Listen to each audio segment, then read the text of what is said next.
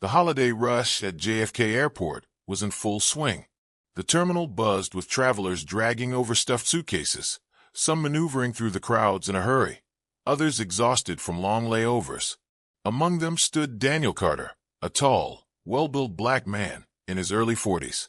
Dressed in casual slacks and a button-down shirt, he looked like any other passenger. But today, he wasn't just any traveler. He was on a secret mission. Daniel had recently been appointed CEO of Horizon Airlines, one of the biggest airline companies in the country. Instead of making a grand entrance on his first public trip, he had chosen to fly incognito to observe firsthand how his airline's staff treated customers. In his right hand, he carried two suitcases. The larger one bore a bold, fragile sticker containing an expensive glass aviation award that he was set to present at a conference in Miami. It was irreplaceable, just like the trust that customers placed in Horizon Airlines. Daniel stepped up to the check-in counter, where a disinterested-looking airline employee, Lisa Morgan, typed lazily on her keyboard. "Good morning," Daniel greeted with a polite nod. "I'd like to check these two bags. The large one is fragile, so I'd appreciate it if it's handled carefully." Lisa sighed dramatically, without looking up. "Sir, we handle all bags the same. You're not special." Daniel's brow furrowed slightly, but he remained composed. "I understand, but—" She waved a hand, cutting him off. "Just put it on the scale." Daniel silently complied, watching as Lisa exchanged an amused look with her co-worker. "Why do they always act like VIPs?" she muttered under her breath.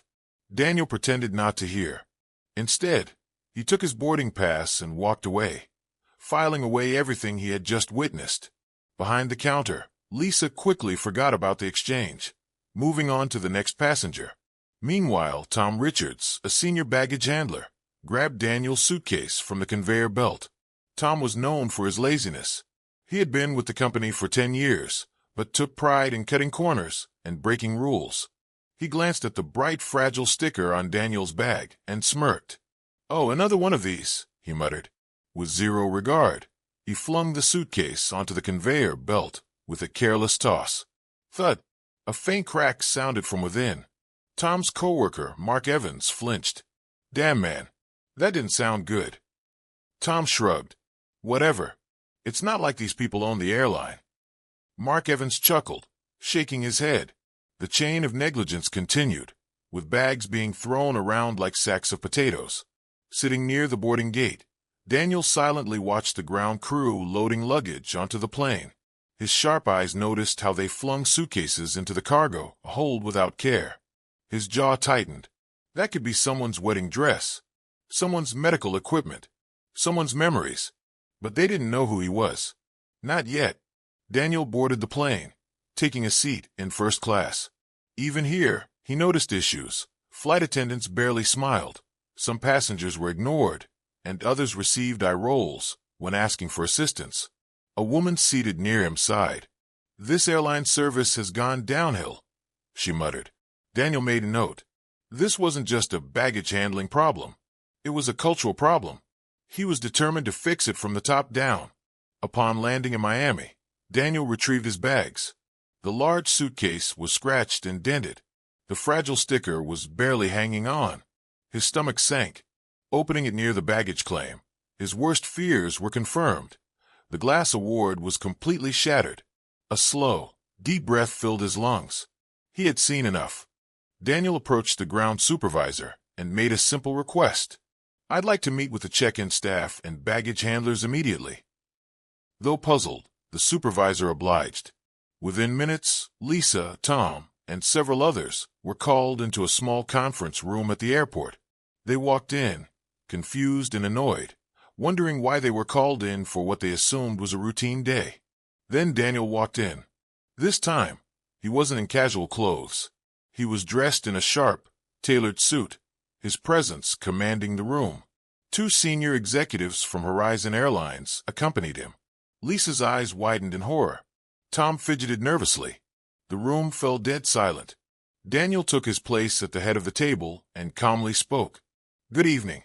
My name is Daniel Carter, and I am the newly appointed CEO of Horizon Airlines." A ripple of shock swept through the room. Lisa's mouth opened and closed like a fish, her face pale. Tom shifted in his seat, suddenly sweating. Daniel held up his broken suitcase. This is how my luggage was handled today. And this, unfortunately, is not an isolated incident. I watched every step, from check-in to baggage handling to boarding, and I saw everything I needed to see. He turned his gaze to Lisa. Your dismissive attitude set the tone for the entire experience. You treated me, and likely other passengers, with disrespect and condescension. Lisa stammered. Sir, I didn't realize. Daniel cut her off. You shouldn't need to realize who someone is to treat them with basic respect. He turned to Tom. And you? His voice grew sharper. You ignored a clear, fragile sticker and carelessly tossed my bag, causing irreparable damage. Your negligence reflects poorly on this airline and everything we stand for. Tom swallowed hard. I didn't think. Exactly, Daniel said coolly. You didn't think. That stops now. Daniel scanned the room, making eye contact with each employee. Customer service and professionalism are not optional. This is a company built on trust. Our passengers entrust us with their time, their belongings, and sometimes even their lives. His tone hardened. This disrespectful, careless culture ends today. He turned to the senior executives. I want a full report on new customer service training and revised baggage handling protocols by the end of the week. The executives nodded firmly. Daniel's gaze swept the room one final time. This isn't just about me, he said. Every passenger deserves better, and they will get better. The meeting concluded. Lisa and Tom sat in stunned silence, their careers flashing before their eyes. Other staff members, shaken, reflected on how easily they had fallen into bad habits. As Daniel walked out into the terminal, a passenger, who had overheard part of the confrontation, approached him. Thank you, sir, the man said quietly. We need more leaders like you. Daniel smiled. Change starts with accountability. And with that, he walked forward, knowing he had just set a new standard, not just for Horizon Airlines, but for every worker who had forgotten that behind every bag, every ticket, and every seat was a human being who deserved respect.